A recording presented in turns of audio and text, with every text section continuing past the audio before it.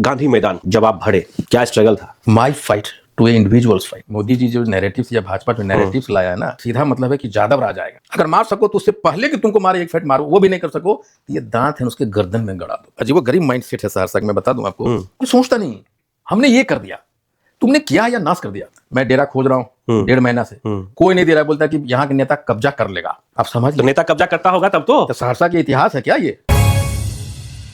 विधायक जी, गांधी मैदान जब आप भरे, क्या स्ट्रगल था? और जिस दिन वो भरा, आपके द्वारा भरा गया, लोगों को बुलाया गया, उससे ठीक एक रात पहले क्या सब मन में चल रहा था? I was rest assured. आपको मैं बता दूं, मैंने न्यूज हंटर्स को करीब 6 महीना पहले बोल दिया था, 1 साल पहले, कि मैं गांधी मैदान जब भरूंगा तो एक मैसिव भीड़ होगी जो इतिहास में कभी नहीं हुआ होगा। कर दिया हमने। देखिए आज के युग में क्राउड को लाना, जब मोबाइल आपके फिंगर टिप्स पे हो ना, तो बहुत कठिन होता है। पैसे रिसोर्सेस से आप भीड़ को नहीं ला सकते। मैंने कहा कि थॉट देना होगा, और मैंने 2 ही नारे दिए, सोचो, करो, कर सकते हो, और तुम मुझे 2 दिन दो, मैं तुम्हें आरक्षण ला के दूंगा। 2 ही नारे थे, और I was able to convert my fight to a individuals fight. मैं कहा कि तुम्हें लड़ना होगा, तुम्हारे बदले आईपी गुप्ता नहीं लड़ेगा। ये समझाने में सफल हुआ मैं। आप तो ये भी समझा रहे थे, नहीं जीत पाओगे, परेशान कर रहा है तो दांत काट लो गर्दन में। इसकी भी एक कहानी है। बैठे ही हैं कहानी सुनने के लिए।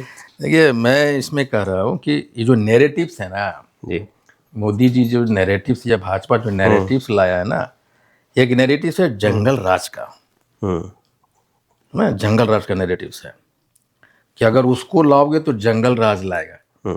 जंगल राज का सीधा मतलब है कि जादव राज आएगा। जादव तुम्हारा जमीन हड़पेगा, जादव तुमको मारेगा, खेत में चलाएगा, यही ना ये नैरेटिव्स क्रिएट करता है। तो मैंने, मेरे जाति भी लोग कहता था कि जादव को वोट नहीं देंगे, मारेगा नहीं। तब मैंने कहा माइंड सेट ऐसा क्या हुआ? हाँ, किया जाता है इलेक्शन के समय, एक नैरेटिव्स है, दिस इज ए नैरेटिव्स। तो मैंने कहा ठीक है भैया, अगर तुम कमजोर हो, नहीं, अगर तुम वोट नहीं, इसलिए वोट नहीं देते हो कि मारेगा जादव आने के बाद, तो वोट दे रहे हो किसको? एनडीए वाले को। तो फिर जादव मारा, बोला हाँ मारा, तो एनडीए वाला बचाने के लिए आया, बोला नहीं आया, कभी सोचा नहीं। थाना गए, बोला गए, केस हुआ, बोल नहीं हुआ, तो जो जिसको तुम जीता है वो केस करने में मदद किया, तो बोल नहीं किया। तो मैं कहा, तब मैं कहता हूँ वो चाहता है कि तुम मार खाते रहो और डर से तुम उधर वोट देते रहो, लेकिन अगर तुम इधर वोट देता तो शर्म से लोग मारता भी नहीं तुमको। लेकिन बात वहां नहीं खत्म होती। वो चाहे ततवा हो, जादव हो, भूमिहार हो, राजपूत हो, कोई भी जात हो भैया, जब तक तुमको मारेगा, जब तक तुम मार खाते रहोगे। अब तुमको लगता है कोई आदमी ऐबे करेगा, मारिए देगा तुमको, और तुम असहाय हो, तुम्हारे पास हाथ है, तुम्हारे पास पैर है, तुम्हारे पास दांत है, अगर मार सको तो उससे पहले कि तुमको मारे एक फेंट मारो, वो भी नहीं कर सको, तो ये दांत है उसके गर्दन में गड़ा दो, तुम आत्मरक्षा करो। मैंने ये कहा था। ठीक है, विधायक बनने के बाद अगर दिनचर्या की बात करते हैं तो चेंजेस आया है? और क्या चेंजेस आया?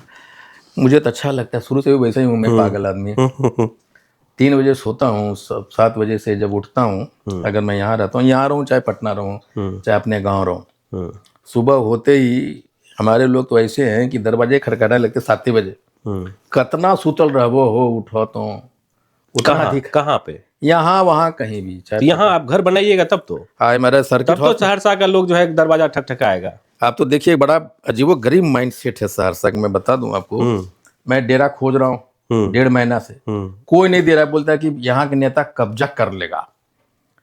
आप समझ तो नेता कब्जा करता होगा तब तो सहरसा के इतिहास है क्या ये है?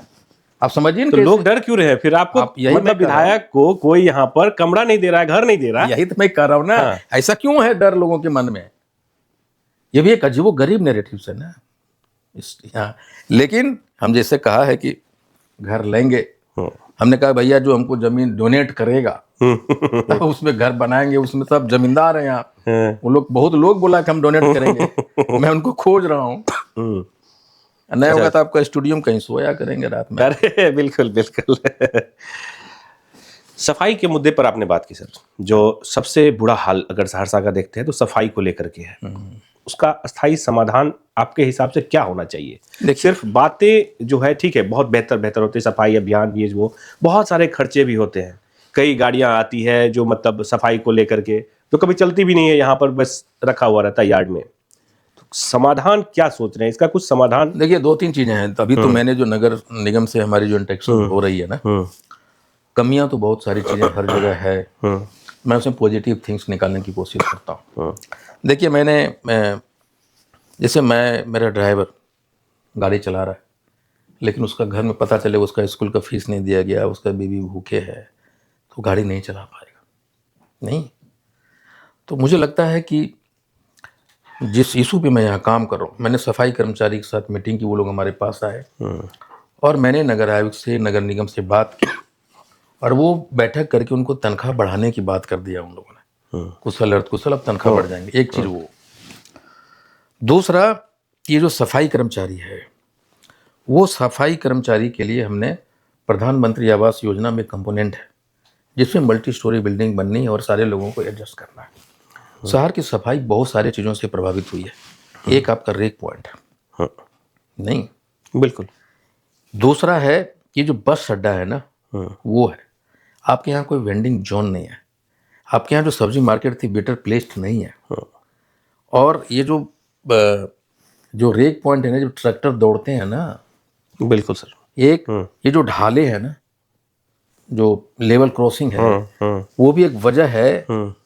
हम सिस्टम को दोष देने से पहले क्या क्या ऐसे सर्कमस्टांसेस है जो गंदगी को, शहर को गंदा कर रहा है। अब जैसे जितने भी नालेज बने, ये नाले नहीं है, ये शहर को और गंदा किया है। ये जो भी नाले बनवा रहे हैं, बिडको वाले हों, नगर निगम वाले हो, कैसे गंदा करवा रहे हैं? अब एक नाले आपने खींचा, सहरसा नाव से लेकर गड्ढा खोद दिया, आउटलेट कहाँ जाएगा? तो और गंदा हो रहा है ना पानी, नंबर 1। दूसरा, ये गाइडलाइंस है, जितने भी रोड बन रहे हैं ना, आपने 5 करोड़ रुपया लगा के घर बनाते हैं, ये डर से शहर से 5 फीट ऊपर दे देते हैं आपका फाउंडेशन, लिंथ लेवल। काहे देते हैं भाई? आपको पता है ना कि रोडवा बनते बनते हमको कर देगा। ये दोष है ना सिस्टम का। गाइडलाइन कहती 5 करोड़ का घर, आपने 50 लाख का नाला बनाया, 5 करोड़ के घर को, पता नहीं कितने घर को हमने गड्ढे में बदल दिया। ये सिस्टम है जिसकी वजह से कोई सोचा नहीं, इसमें कोई नहीं सोचा नाला बनना है, लेकिन उसका क्या होना है, कैसे होगा चीजें, ये सब इशू पे मैं काम कर रहा हूं। ये नाला बना देने से, अभी जैसे 137 करोड़ STP है, वो सब मिला के 147 समथिंग है। जब स्टोन ड्रेनेज बनेगा, अब वो STP में जाके कनेक्शन होगा, तब एक आउटलेट मिलेगा। ये बिडको, ये सारे जो भी लोग हैं, इतना नाला बना दिया शहर में, ये नाला नहीं है, ये डंपिंग यार्ड है। जितना नाला बना उसमें बढ़िया वो ड्रेनेज बन सकता था, स्टोन ड्रेनेज, STP बन सकते थे। Nobody planned, nobody thought, nobody given intervention. ये उससे बड़ा चीज है माइंडसेट। हम उस माइंडसेट के आदी हो गए ना कि हम उस नाले के साथ है ना वो रहने का आदी हो गए। घर गए एकदम परफ्यूम लगा रहे, 5 लाख का बेड है, नहीं, एक बाप अपने बेटे को कंधे पे ले जा रहा है एकदम टिप टॉप, एक बाप उस नाले को देखता जा रहा है, बड़ा अच्छा लग रहा है, और वही चीज उसका बेटा भी अडॉप्ट कर रहा है। The mindset. क्यों नहीं भाई? Why there is a politics in everything? Politics क्यों होना है डेवलपमेंट के लिए? भैया करो जो भी करना है। ये जो रूट कॉजेज है ना, उस पर सोचा नहीं। यही पॉलिटिक्स की वजह से आज ओवरब्रिज जो है इतने वर्षों से अटका हुआ था, अब जाकर के सहरसा में जो है एक खास जगह है। देखिए ओवरब्रिज तो बन रहा, अगर मैं पहले आता तो मैं इस ओवरब्रिज का डिजाइन बदल देता। ये भाई दुनिया में इतने टेक्नोलॉजी हो गए कि मिनिमम स्पेस यूज करके आप मैक्सिमम आउटपुट निकलवा सकते थे। हम करोड़ों रुपया, सैकड़ों करोड़ लैंड को एक्वायर करने में लग रहे हैं, और उसी को टेक्नोलॉजी में लगा रहे हैं, सब कुछ बच जाएगा। We should not be doing development and making the town die. नहीं, एक शहर को बना रहे हैं, दूसरा शहर जिंदा मर जा रहा है। वो शहर नहीं मर रहा है, वहां को रोजगार मर रहे हैं, लाइवलीहुड मर रहा है। कोई सोचता नहीं, हमने ये कर दिया, तुमने किया या नाश कर दिया। नहीं, सो वी नीड टू, मैं उस पोजीशन में नहीं हूं, I am a simple MLA, but you know somebody can make difference. वही तो है, जब आप सिर्फ एमएलए हैं और फिर इतना चीज कैसे कर पाएंगे? वही मैं कर रहा हूं ना। चले जाइएगा क्या? नहीं, मैं ये कर रहा जदयू हूं। में नहीं, मैं ये बातचीत भी है सर। नहीं, बातचीत की कौन बात, मतलब ये तो हवा तो है पॉलिटिक्स ही। में है तो बातचीत तो होता है ना। हाँ, ये तो चल ही रहा है, जो क्या मतलब सही बात है ये। लेकिन मैं एक बात बता दूं आपको, जी। पॉलिटिक्स बड़ा होता है, मंत्री पद बड़ा नहीं होता। मैं फकीर आदमी हूं, अच्छा। मुझे सारी चीजें प्रभावित नहीं करती। मैं गाड़ी में बैठा रहता हूँ, वीडियो देखता रहता हूँ, समाचार। अब मुड़ के देखा 3 बॉडीगार्ड है, मैं एमएलए हूँ क्या? आप समझते हैं? एक भी आदमी मेरे गांव या मेरे जो फ्रेंड्स है, आप कह दीजिए एमएलए बनने के पहले और एमएलए बनने के बाद वो कुछ चीजें परिवर्तन हुआ क्या? और मैं ज्यादा डाउन आउट हो गया। मैं सोचता कि यार एमएलए एक रिस्पॉन्सिबिलिटी है, एक जवाबदेही है। हम जब बैठते हैं ना सुबह, तो आप टाई लगा के बैठे हैं, एक महिला अगले, अमरीश भाई थोड़ा उठिए, उनको बैठने दीजिए, सबसे पहले उठ के जाता हूँ। It's a responsibility, it's not the kingdom. You became the real servant. ये जो सोच है ना, मैं वहां सोच रहा हूँ कैसे शहर ब्यूटीफुल होगा। सर देखिए, अभी बहुत कम समय हुआ है और इसको अभी तो थ्योरी बहुत अच्छा लग रहा है। प्रैक्टिकल सर 5 साल पूरा होने के बाद एक बार फिर बैठेंगे, बीच में भी बैठेंगे। नहीं, मैं बता दूं, हम जो बोलते हैं ना, बोलता है कि भाई बात बड़ा बढ़िया कर रहा है। हाँ बिल्कुल। नहीं, इसलिए बढ़िया लग रहा है आपको कि आपने ऐसा कभी सोचा ही नहीं, इसलिए बढ़िया लग रहा है। भैया आपने कभी उस नजर से देखा नहीं, आप सिर्फ एमएलए बने रहना चाहते हो। आई डैम केयर। आपने हॉस्पिटल में इशू उठाया था, एम्बुलेंस कर्मी जो है वो सेटिंग करता है। हाँ, ये बहुत मीडिया में वो बातचीत बहुत गई। अभी भी बैठा हूं तो काम कर रहा हूं मैं उस पर। वही मैं पूछना चाह रहा था, वो उस पर काम कर रहे हैं, लेकिन काम तो अभी भी वैसे ही है। नहीं है, चेंजेज आया है? नहीं है। मैं बता दूं, मैं एक आदमी को खोज रहा हूं जो जाके बेच दे, और हमारे पास कंप्लेन आ जाए, तब देख लीजिए मैं क्या बवाल काटता हूं। मैं साइनाइड खाए हुए ये भी बोलते हैं। मैं बोल दिया इस बार सीएस की जब बैठा। मैं देखिए मेरा क्या है ना, मुझे लगता है कि एक पॉजिटिव एटीट्यूड लेके चलिए आप। मैं 4 घंटा बैठा हूँ हॉस्पिटल में, अभी क्या कमियां हैं, क्या प्रॉब्लम जूझ रहे हैं। ऐसा नहीं खेले कि आप ब्लेम शिफ्ट कर दिया, तुम ये नहीं तुम बोले। They are the human being, उनके पास भी क्या चीजें हैं, क्या नहीं कर पाएंगे। खाली हम चिघाड़ते रहे तो नहीं होगा ना। I don't want to seek media attention. मैं बोला कि भैया मैं मदद करूंगा आपकी चीजों को सॉल्व आउट करने के लिए, उसके बाद अगर आप नहीं करोगे ना तो मैं लिखूंगा, और मुझे लिखने आता है। मैं ऐसा लिखूंगा कि आप जिंदगी भर के लिए उस लिखावट के पीछे भागते रह जाओगे। गेटवे ऑफ बिहार क्या कॉन्सेप्ट है सर, जो आप गेटवे ऑफ बोलते रहते हैं? हाँ, अब समझ सहरसा को मैं गेटवे ऑफ बिहार बनाऊंगा। हाँ, गेटवे ऑफ बिहार बनाऊंगा सहरसा। तो सहरसा नाव के माध्यम से उसको बता भी दीजिए। इतना जल्दी अगर डिकोड कर दूंगा ना तो दिमाग लगाना आप लोग छोड़ दीजिएगा। नहीं, आप वही मैं बोले बता ना, रहा गेटवे ऑफ बिहार। एक सिंपल सा फैक्ट बता देता हूँ कि what is the gateway of Bihar. Saharsa, how it can become the gateway of Bihar. आपने अन्ना हजारे का नाम सुना? बिल्कुल। अन्ना हजारे क्या किया था? सिर्फ अपने गांव को है ना मॉडल बना दिया था, एक काम में, ओनली वन काम में, वाटर हार्वेस्टिंग पे अन्ना बन गया। तो उसी तरह मैं एक नहीं बहुत सारी चीज़ों में, जैसे मैं डीएम साहब से बात कर रहा हूँ क्रेक पॉइंट का हटवाइए, कैसे हो सकता है, इस शहर से बस अड्डा कैसे बाहर जाएगा, उसके लिए तो बातचीत चल रही है। हाँ, कैसे जाएगा? मैं कह रहा हूँ कि आप कुछ भी बना लीजिए, अगर आप ये जो नशा है ना उसको अगर कंट्रोल नहीं कर पाए तो ये शहर नर्क बना रहेगा, चाहे जितना बड़ा बिल्डिंग बना लीजिए। नहीं हाँ। तो कौन सा शहर चाहिए जिसमें मखमल हो और आपका बेटा नशा में धूत हो? ये कैसे डेवलपमेंट की सोच सकते हैं आप, जब आपकी 80% घर पे नंगे तारे हैं? ये कैसे सोच सकते हैं कि एक ऐसा शहर जिसमें बिजली के तार चोर हो रहे हैं? Nobody dam cares. It's a fight of mindset. मैं कहीं जाता हूँ ना तो मैं अपना पत्तल उठाने लग जाता हूँ। मैं जो पानी पीता हूँ उसको समेटता हूँ, मैं कहाँ फेंकूँ, कहाँ फेंकना। एमएलए ऐसा कर रहा है, पीपल विल लर्न।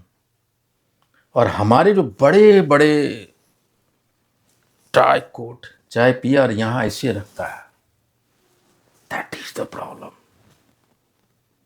ये जो है ना वो the responsibility of making Saharsa is a better place has to be travel down to each and every one mindset. कुछ भी करना नहीं पड़ेगा भैया, हो जाएगा। Without the resources of government we can do it. This is our own city. हम बड़े पैसा वाला बन गए, हवाई जहाज से उतरे और एक स्मैकर आया, भैया 50,000 दो, मार दिया चाकू, सब पैसा धड़ाम से नीचे गिर गया। The fight of who are they, why we fail to control the drugs trafficking. These are the basic fight. ये ना देखने में सुनने में कैसे मेडिकल माफियाओं से आप विद्रोह पे उतर गए हैं, लड़ने के लिए उतर गए हैं, Who is फिर the नशा में जो इन्वॉल्व हैं उनके खिलाफ भी कर रहे हैं। भैया दिक्कत भी होगी। एक जान है, हम्म तुम ले लो हम्म या तुम्हारा गोली ले ले। हम्म महात्मा गांधी हम्म वो सोचल कैल हो महात्मा गांधी के कि आधा कपड़ा पहन के देते एकदम दुनिया बदल। नहीं किया जा सकता है, नथिंग इज इम्पॉसिबल।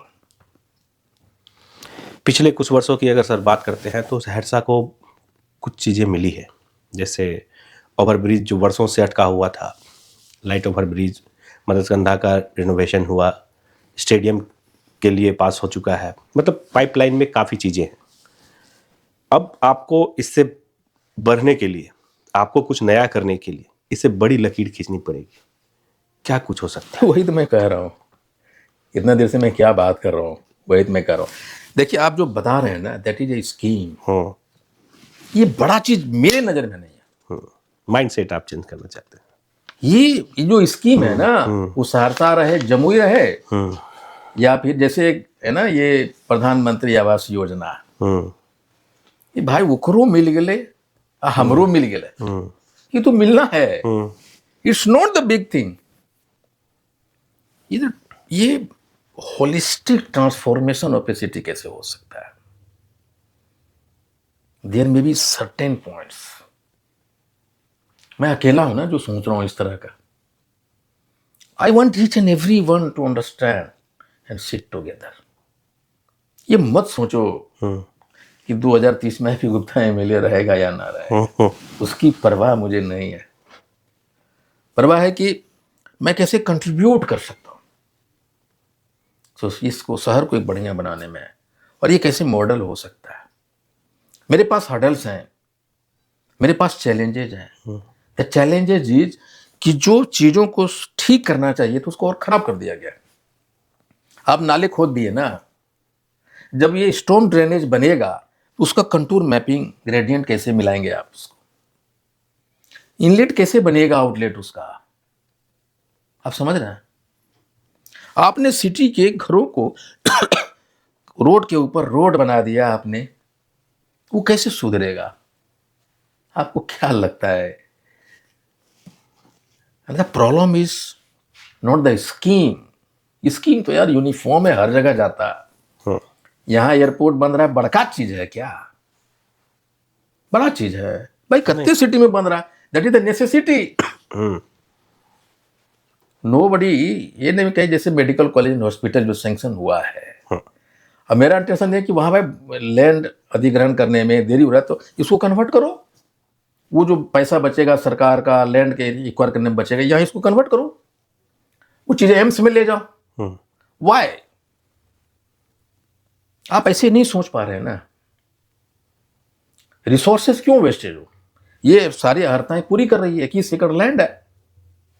सर ये सभी चीज़ों के लिए एमएलए सिर्फ होना काफ़ी नहीं होता है, हमें जो लग रहा है। अगर आप पार्ट सरकार के होते तो हो सकता था ये बेहतर तरीके से करने में आपको और सुविधा होती। अभी हो सकता है विपक्ष में रह करके थोड़ा फाइट भी करना आप लोग तो पड़े। हरा दिए महागठबंधन को। देखिए मैं बताऊं, काम करने वाले को ना ये सोचना नहीं है कि हम अपोजिशन में है। ये सरकार जो है ना वो जनता के लिए होता है, वो हमारा भी सरकार है, अपोजिशन का भी सरकार है। बिल्कुल। ये आईपी गुप्ता की सरकार की बात नहीं, ये जो जनता है वो तो सरकार का है। यही जनता ने एमपी दिया है, यही जनता ने मुखिया दिया है, यही जनता ने उसको एमएलए दिया है। ये जो सोच है ना, the concept itself has to be change कि भैया ये अपोजिशन का एमएलए तो इसका काम मत करो, भैया सरकार हो, सर तुम्हारा जनता है वो। तो ये कॉन्सेप्ट को ना मैं तो बात करूंगा ना, देखिए एक बात तो 100% होगी कि आईपी गुप्ता बगल में झोला नहीं रखेगा, वो डराएगा धमकाएगा नहीं ताकि झोलवा भर जाए, वो नहीं होता है सर। कई बार होता क्या है, जब कोई अधिकारी कहीं जाते हैं और वहाँ का माहौल शुरुआत में बहुत टाइट करते हैं, जब एक बार सब कुछ मामला फिक्स हो जाता है तो साइलेंट हो जाते हैं। देखिए आधिकारिक बात तो मैं नहीं कर रहा हूँ, हाँ, मैं पॉलिटिशियन की बात जी। कर रहा हूँ। मेरा ये है कि उनका भी सेट होता है। नहीं ठीक है, मेरा ये कहना है कि हो सकता है कि आप नहीं कर पा रहे हो, लेकिन ये जनता देखेगी कि आप एक ईमानदार प्रयास कर रहे हैं। दे विल नोटिस इट कि आप प्रयास कर रहे हैं। आप करें भी ना और सिर्फ मुंह बजाएं तब तो दिक्कत है।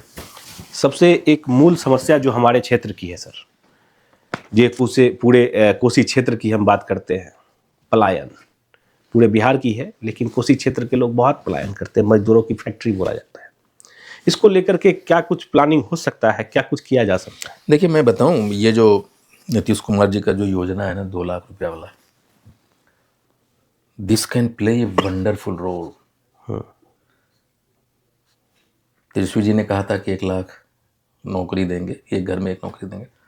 मैं अगर उनके जगह पे होता मैं 2 नौकरी देने में सफल हो जाता। मैं देयर इज 2 वे इसको हम कर सकते हैं।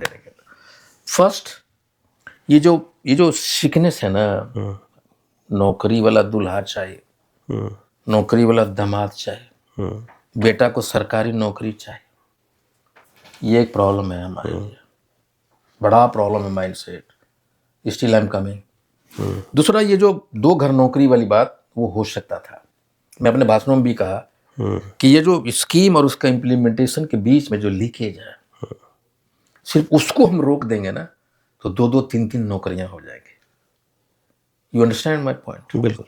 सेकेंडली, जो नीतीश कुमार जी का जो योजना है 2 लाख एक घर में पहुंचाना है, आप समझ लीजिए अगर ये 25% सही से हो जाए implementation, I am talking, scheme is wonderful, I am talking the implementation part.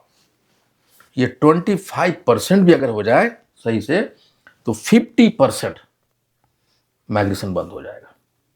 Number 1, आप एक बात बताइए, भारत सोने की चिड़िया नहीं, जितना खनन होता है ना सोना का पूरे देश में, उसका 0.2% इंडिया में होता है।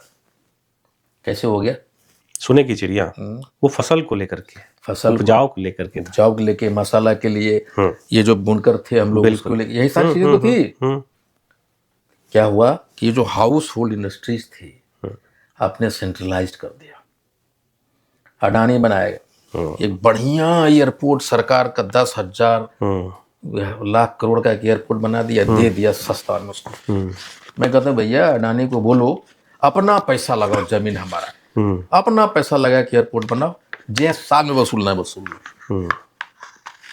आप समझ रहे हैं मैं क्या कर रहा हूँ? दीज आर द रीजन कि हम बेरोजगार होते चले जा रहे हैं। ये बहुत आसान है पलायन को रोकना, ये भैया आप एक आदमी यहाँ इसके लिए तो सर सिस्टम में आइए सर। ले इसके लिए चलो तो भाई, ले चलो इसके लिए तो जो है, जो अफवाहें चल रही है मीडिया में, उसको क्या सही माना जाए या फिर कुछ उम्मीद जताया जाए? सहरसा 9 के माध्यम से आए हैं तो कुछ चलिए ठीक बताइए है, इस पे। अफवाह की बात कही आप। जी। महात्मा गांधी जी दक्षिण अफ्रीका में थे तो उनको 3 AC टायर से फेंक दिया था लोग। बिल्कुल। यहाँ हल्ला हुआ कि पता है इन जन्माम फेंक दिल के गांधी जी कब जिंदा निकल गए। अफवाह आपको ताकतवर बना देता है, अफवाह में रहने दीजिए हमको, अच्छी बात है ना। अच्छा, एक मुंबई में जो वीडियो शूट किए थे हाँ साली के साथ, हाँ, तो क्या सही में पिंकी जी को राजनीति में ला रहे हैं या साली का जिद था जो जीजा जो है वीडियो में हमको लेके आए? ये जिद तो साली की ही थी, लेकिन एक बात ये वायरल सिर्फ इसलिए हो गया कि सबको लगा ये साधारण चेहरा वाला IP गुप्ता कितना बढ़िया साली के से मिल गया। इस जलन की वजह से इसको वायरल कर दिया। चलिए विधायक जी, बहुत बहुत शुक्रिया आप आए और बहुत खुल के अपनी बातों को रखे, और उम्मीद करते हैं जितनी बातें आपने बोली है और वो सहरसा की जनता उसको सुनेगी और समय आने पर उसको देखेगी। Thank you very much.